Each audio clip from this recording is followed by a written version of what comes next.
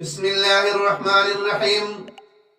سامعین و ناظرین مکرم، کسی عمارت کی بنیادیں کھود کر انہیں اپنی جگہ سے ہٹا دینا اور پھر یہ توقع رکھنا کہ عمارت جوں کی توں قائم رہے گی، یہ ایک مجنونانہ حرکت ہے۔ ملت اسلامیہ کا شیرازہ رسالت مآب صلی اللہ علیہ وسلم کی ذات عالی سے قائم ہے، اور یہی وجود پاکستان کا سنگ بنیاد ہے۔ جو شخص اس سے انحراف کرتا ہے یا اسے منہدم کرتا ہے، وہ اسلام، ملت اسلامیہ اور پاکستان تینوں سے غداری کا مرتکب ہے۔ ایک ایسے شخص سے جو ملک و ملت کی جڑوں پر تیشہ چلا رہا ہو، کسی مفید تعمیری خدمت کی توقع رکھنا خود فریبی نہیں تو اور کیا ہے۔ جو شخص رحمت عالم صلی اللہ علیہ وسلم کا وفادار نہ ہو، وہ ملک و ملت کا وفادار کیسے ہو سکتا ہے؟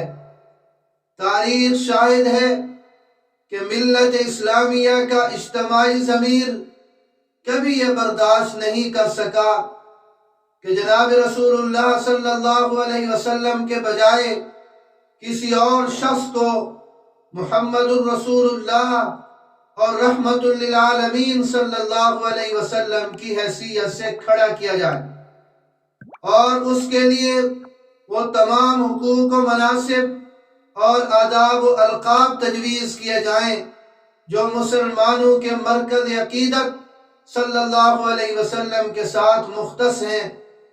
بہی ہمہ اصرار بھی کیا جائے کہ وہ مسلمان ہے، ملک و ملت کا وفادار ہے، اور مسلمانوں کو اس پہ اعتماد کرنا چاہیے۔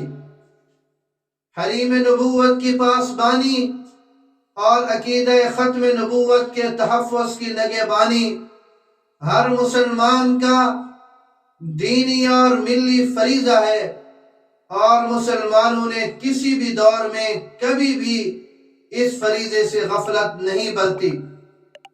Chief justice of Pakistan justice Qazi Faez عیسیٰ کا حالیہ فیصلہ آئین پاکستان کی روح سے متصادم ہے۔